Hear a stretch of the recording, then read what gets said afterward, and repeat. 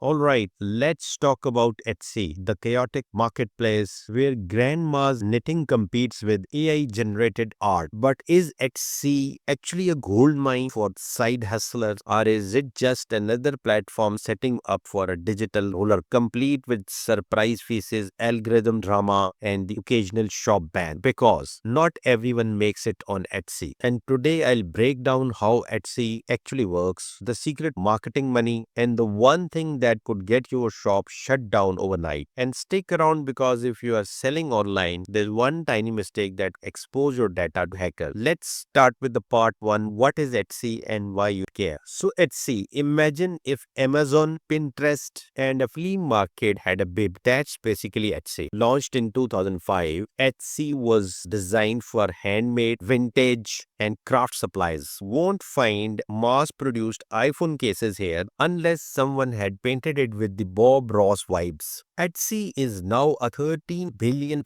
marketplace. And while it started with the grandma's knitted socks, it's now hosts sellers making six figures selling, get this, digital products. Yes, people are literally selling printable PDFs for a $5 and making money. So how do you actually make money on Etsy? Glad you asked. Selling on Etsy seems simple. You need to sign up first, list products, and get rich. Once you set up a shop on Etsy, you need to do the one-time payment for shop. And then when you list a product, have pay 0.2 cent for every listing. And by listing mean one product that you upload. And this 0.2 cent will be charged for 4 months, and after 4 months you pay again 12 cents. 6.5% transaction fees plus 0.30 payment processing fee. In other words, Etsy is basically that one friend who conveniently forgets their wallet every time you go out to eat. To actually win on Etsy, you need to master the Etsy SEO, which is another fancy way of saying what other people are searching on Etsy.